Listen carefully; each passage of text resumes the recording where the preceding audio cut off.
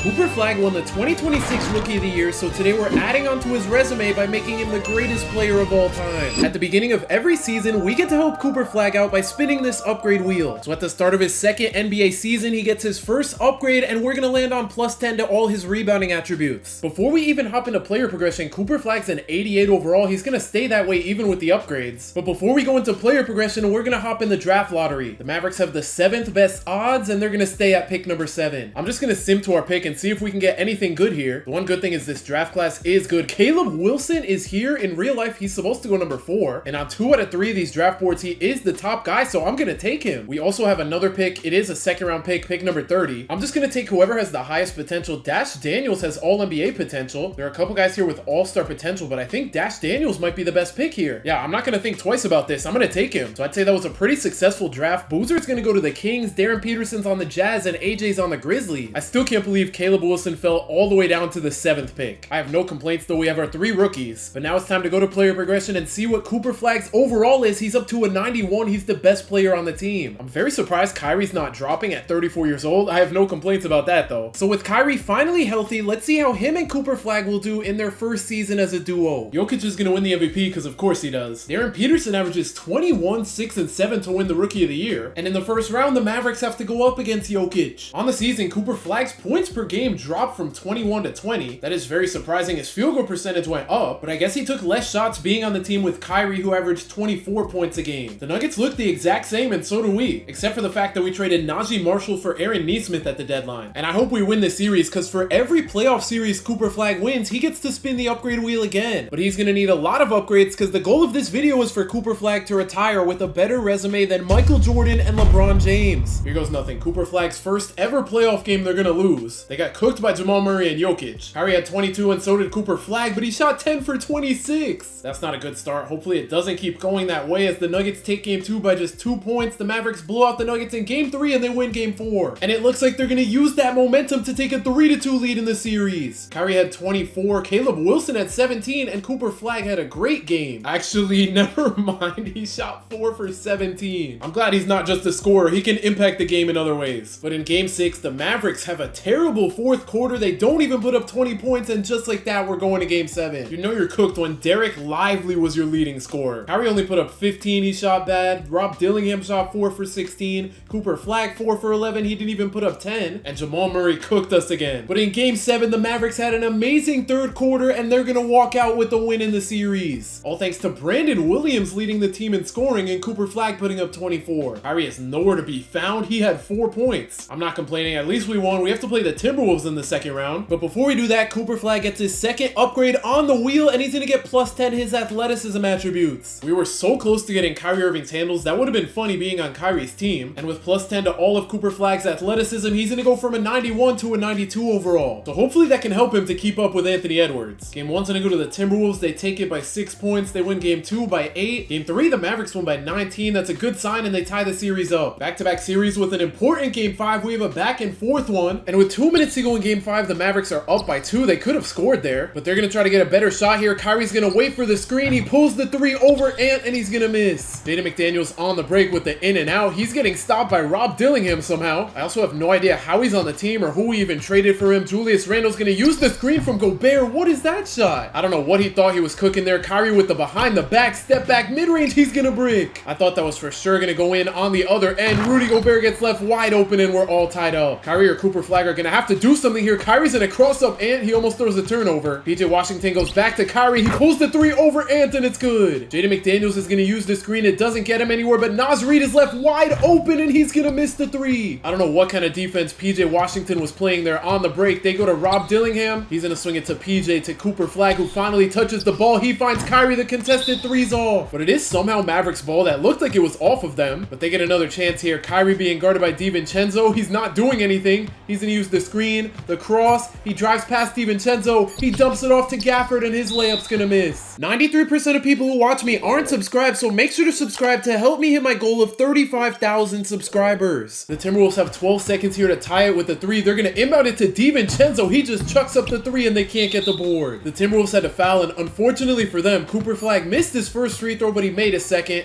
so they're running out of time. Even if this 3 goes in, it doesn't matter. The Mavericks go up 3-2. And that's thanks to Kyrie dropping 37. 7. In game 6, we have a pretty low scoring one. If it's a one possession game, we're hopping in. All the Mavericks have to do is hold this lead for 1 minute. Kyrie's struggling to get into the paint, but he's gonna take the contested jumper for some reason. I don't know what he was cooking with that. LeBron Phylon on the other end with the cross, trying to drive past Kyrie. He gets right past him and he's gonna make the layup. Kyrie needs to get his get back after that one with the behind the back. He gets into the paint, but he's not gonna shoot it. Brandon Williams is gonna kick it to Cooper Flagg. 7 seconds on the shot clock. He pulls the 3 and he knocks it down. That is a big shot with not much time left for the Timberwolves. They're gonna find LeBron Phylon wide open and his 3's off. So luckily for Cooper Flagg, he's gonna get another upgrade as the Mavericks move on to the conference finals. And for his 3rd upgrade, it's gonna go right past Giannis's finishing. We get control 1 trade. So what that means is next season we can do any trade and it doesn't have to be with Trade Finder. So onto the conference finals we go. We have to go up against the Spurs. I'm not looking forward to this series. I'm not gonna lie. I feel like the Spurs are easily gonna win. They only won the first 2 games by 5 points or less. Never mind. They're gonna blow us out in game 3. They're not gonna sweep us at least, but they're gonna beat us in 5. Also, I don't know how the Bulls made the finals and they took the Spurs to 7. But on the bright side, we get another upgrade at the start of season 3, and this time we are gonna land on control 1 trade again. For our first trade, we're gonna try to use Trade Finder and trade Kyrie away just because he's 35 years old. Trading for LaMelo wouldn't be bad because he's a lot younger. We can get Cameron Boozer. I feel like we should 100% do this trade. I'm gonna look through other trades just to make sure. And there were a couple other good ones like Sengun, but I'm just gonna trade for Cameron Boozer. And for our second trade, while we're at it, I'm gonna try to get AJ Debonsa. They do want Cameron Boozer in both trades though. What about Darren Peterson, the rookie of the year? They don't want to trade him. So I'm gonna try to make my own trade to get AJ Debonsa. This definitely won't be easy. I'm gonna try to trade Malik Monk for him and then throw in a bunch of picks. We don't really need our picks because we are gonna be good. The only thing is they think they're a championship contender. Before we do this, I'm gonna switch him out for Darren Peterson. There weren't any trades for him on Trade Finder, but he might be easier to get here. We have to, nice, make up 990K. I guess we just swap out Malik Monk with Aaron Nesmith, and then I'm gonna try to do this deal. They're also a championship contender. I'm gonna just keep Darren Peterson in there. I don't really care who we get out of the 2, but we do have 2 more first round picks. They say no to this. If we throw in our last pick from 2031, they say no. What about if I do this same exact trade for AJ Debonsa? They're gonna say no. So now I'm gonna try to get another young player from Cooper Flagg's draft class. Dylan Harper's value is even better. I'm gonna try to throw in Nesmith again and then just add a bunch of picks. They also think they're a championship contender though. So I doubt they say yes. I'm gonna try to throw all these picks in though. They're gonna say no. What about VJ Edgecombe? Let's see if the Sixers consider themselves a championship contender. Aaron Nesmith is making too much money to give up. I think Gafford is also, so this trade might not be possible. Actually, if I throw in Caleb Martin, yeah, he's untouchable. So that was a failed attempt. Now I kind of want to get Dyson Daniels just because he's such a good defender and it won't take any shots away from Kyrie or Cooper Flagg. The only thing is he is making a lot of money. I was gonna try to trade for Dort. I don't think he's on the Thunder anymore. Let me just filter to good defender. So yeah, Dyson Daniels is the best one out there. Dort is a free agent. Asar's on the Heat. He's the same overall as Dyson Daniels, same age as well, and he's making way less money. So he's gonna be our next target. They don't have any offers, but I can make my own trade up here. He's making $9 million a year, so I'm gonna throw in,